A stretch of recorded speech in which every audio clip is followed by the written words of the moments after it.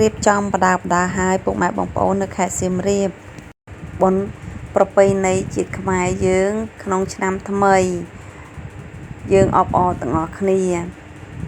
ហើយក៏មានកម្មវិធីផ្សេងជាច្រើនដែលនៅក្នុងខេត្តសៀមរាបគឺប្រពៃជាច្រើនណាស់បងប្អូនហើយនៅក្នុងមុខវិរិទ្ធនៈសម្ដេចគឺមានកម្មវិធីជាច្រើនតាំងពីព្រឹករហូតដល់យប់ហើយនៅក្នុងតំបន់ប្រាសាទអង្គរវត្តផងដែរអ្នកនៅតាមបណ្ដាខេត្តផ្សេងគាត់មកលេងសៀមរាបទៅក៏ជួបអ្នកសៀមរាបចឹងទៅក៏ញញឹមដាក់គ្នាចឹងទៅណាហើយយើងក៏លេងល្បែងប្រជាប្រិយរួមគ្នា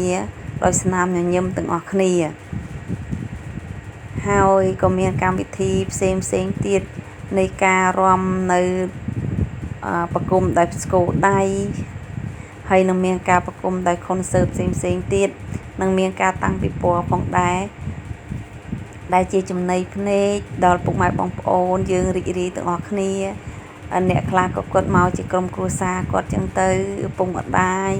កូនបងប្អូនចឹងទៅមកទាំងអស់គ្នាគឺជួបមុខគ្នាក៏សប្បាយចិត្តទាំងអស់គ្នាផងដែរហើយមិនត្រឹមតែមាននៅខេត្តសៀមរាបទេគឺនៅតាមបណ្ដាខេត្តផ្សេងប្រារព្ធកម្មវិធីផ្សេងផងដែរដែលជាល្បែងប្រជាប្រិយរបស់ខ្មែរដែលយើងយកមកលេងទាំងអស់គ្នាដើម្បីអបអរសាទរក្នុងឆ្នាំថ្មីទាំងអស់គ្នាហើយក៏សូមជូនពរឲ្យពុកម៉ែបងប្អូនទាំងអស់គ្នាជួបតែសេចក្តីសុខសេចក្តីចម្រើនហើយទទួលទានមានបានគ្រប់ក្រុមគ្រួសារផងដែរក្នុងឆ្នាំថ្មីនេះអ្វីគ្រប់យ៉ាងគឺយើងមានក្តីសង្ឃឹមរួមគ្នាដើរទៅមុខទាំងអស់គ្នាហើយក៏មានស្នាមញញឹមដាក់គ្នាទៅវិញទៅមកដើម្បីបង្កើននូវភាពសន្តិសុខទាំងអស់គ្នាចា៎